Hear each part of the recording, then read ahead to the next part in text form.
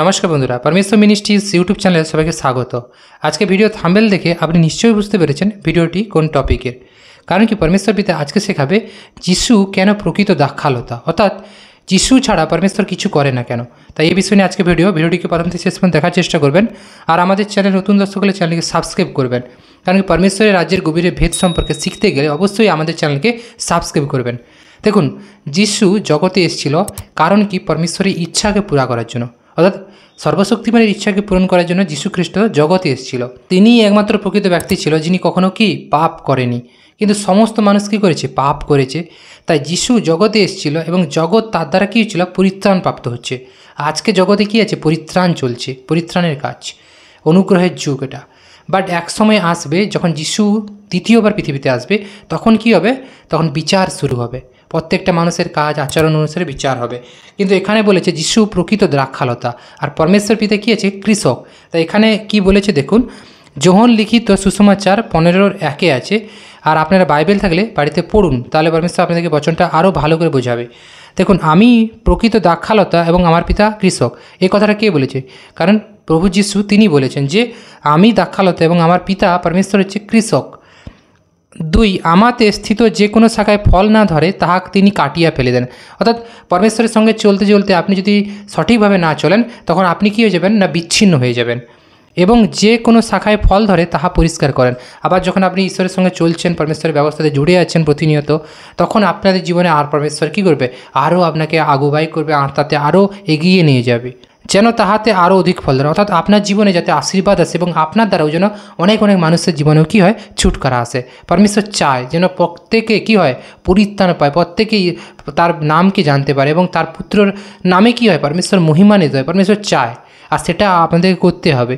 আমি তোমাদেরকে যে বাক্য বলেছি তৎপ্রযুক্ত তোমরা এখনও পরিষ্কৃত আছো। অর্থাৎ যিশু বলে যে আমি তোমাদেরকে যে বাক্য বলেছি সেটা প্রযুক্ত তোমরা কী আছো, এখনও পরিষ্কৃত আছো। অর্থাৎ পরমেশ্বর আমাদের তার বচনের দ্বারা কী করেছে, পরিষ্কার করেছে। আমাদের মধ্যে যত ময়লা, অন্তরের মধ্যে যত পাপ, কুচিন্তা, যা কিছু মানসিক সোচ থেকে আমাদের কী করেছে, বের করে এনেছে। আর আমরা সেই ময়লা অর্থাৎ শয়তান পোকাকে আমাদের জীবন থেকে বের করেছে। অর্থাৎ আপনি দেখবেন যে কোনো পোকা যখন মানুষের শরীরে চলে আসে তখন কী হয়, বিভিন্ন প্রবলেম করে। সেইভাবে পোকা মানে হচ্ছে শয়তান। শয়তান যখন মানুষের মধ্যে আছে, আজকে জগতে মানুষের মধ্যে ভরে ভরে কী আছে, পোকা আছে। পোকা মানে সেই জগতের সেই দুষ্টাত্মা তাদের মধ্যে রাজ করছে। তাদের মধ্যে হিংসা, লোভ, লালসা, নিজস্বতা, স্বার্থপরতা, এইগুলো তাদের মধ্যে কী হচ্ছে, বেশি বেশি কাজ করছে।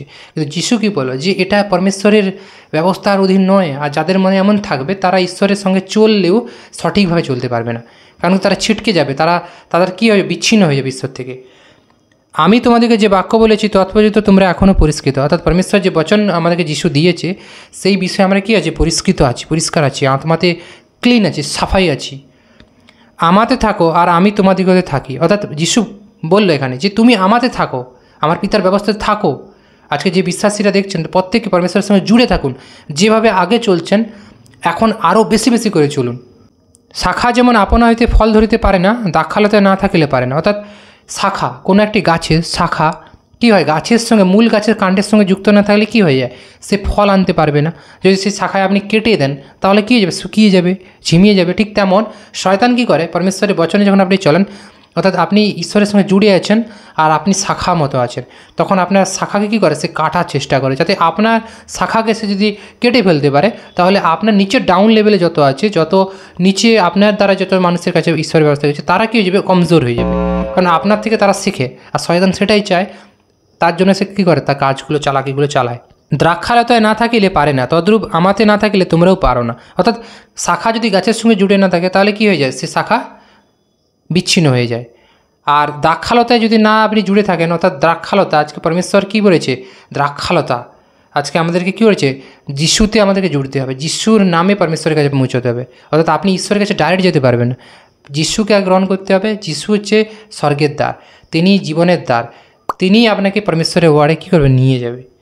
আমি দ্রাক্ষালতা, তোমরা শাখা। যে আমাতে থাকে এবং যাহাতে আমি থাকি সেই ব্যক্তি প্রচুর ফলে ফলবান হয়। অর্থাৎ যিশু বলল যে ব্যক্তি আমাতে থাকে, আমার বচনে থাকে, আমার ব্যবস্থাতে জুড়ে আছে, সে আশীর্বাদ প্রাপ্ত হবে এবং সঠিকভাবে সে যখন চলা শুরু করবে তার জীবনে আশীষ আসবেই আসবে, কনফার্ম।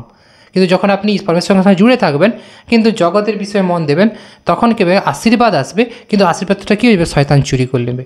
তাই পরমেশ্বর বারবার বলল এখানে যে ব্যক্তি আমাদের থাকে আমি যাহাতে থাকি সে ব্যক্তি প্রচুর ফলবান হয়, কেননা আমি ভিন্ন তোমরা কিছুই করিতে পারো না। যিশু বলল যে আমাকে ছাড়া পরমেশ্বরের কাছে তোমরা কিছুই পাবে না।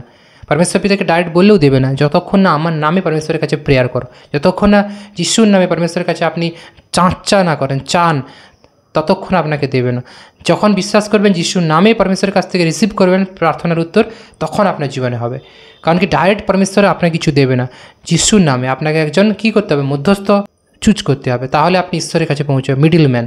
আর যিশু কী আছে, আমাদের মধ্যস্থকারী হিসেবে পরমেশ্বরে আমাদের কথাকে পরমেশ্বরের কাছে বলছে, পরমেশ্বরের কথাকে আমাদের কাছে কী বলেছে, প্রকাশ করেছে, যাতে আমরা কি ঈশ্বরের সঙ্গে জুড়ে থাকতে পারি, সুসম্পর্ক বজায় রাখতে পারি পরমেশ্বরের সঙ্গে, সর্বশক্তিমানের সঙ্গে। কেহ যদি আমাতে না থাকে তাহা হইলে শাখার নেই, তাহাকে বাইরে ফেলিয়ে দেওয়া যায় ও সে শুকাইয়া যায়। অর্থাৎ আপনি যখন পরমেশ্বরের সঙ্গে চলবেন না, অর্থাৎ পরমেশ্বরের সঙ্গে পরমেশ্বরের যে আপনার উপরে লিডার্স আছে, পাস্টার্স আছে, তাদের সঙ্গে যখন যুক্ত থাকবে না, কানেক্টেড, আপনি কী হয়ে যাবেন, শাখার মতো ডিসকানেক্ট হয়ে যাবেন এবং শয়তানের অধীন চলে যাবেন। শয়তান আপনার জীবনকে কন্ট্রোল, আপনার লাইফে অ্যাক্সেস নিয়ে নেবে এবং শয়তান আপনাকে কন্ট্রোল করবে।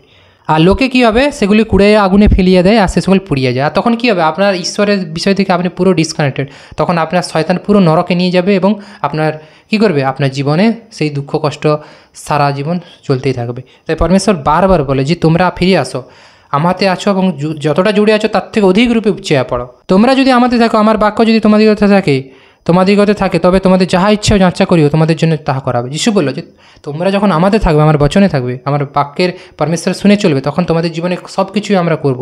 ইহাতেই আমার পিতা মহিমান্বিত হন যে তোমরা প্রচুর ফলে পারো। তখন পরমেশ্বর কী হয়, মহিমা পায়।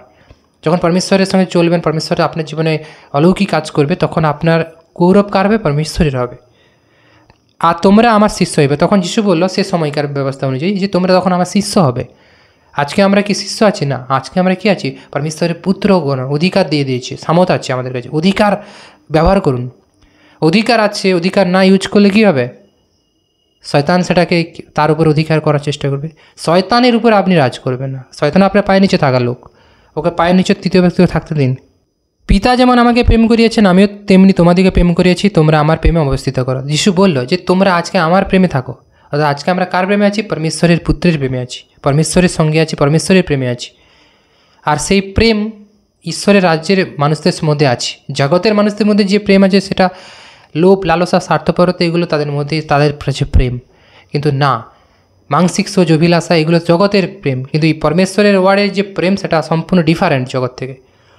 তোমরা যদি আমার আজ্ঞা সকল পালন করো, তবে আমার প্রেমে অবস্থিত করিবে, যেমন আমিও আমার পিতার আজ্ঞা সকল পালন করেছি। যিশু বলেছে আমি পরমেশ্বর পিতার আজ্ঞা কী করেছি, পালন করেছি, তেমনি তার প্রেমে আছি। পরমেশ্বর প্রেম করে যিশুকে এবং পিতার আজ্ঞা সকল পালন করেছি এবং তাহার প্রেমে অবস্থিত করেছি। এবং আজকে কার কাছে আছে, পরমেশ্বরের সঙ্গে আছে যিশু। পরমেশ্বরের পাশে, ডান পাশে, দক্ষিণ পাশে আছে স্বর্গে। জগতের কী করবে, বিচার করবে।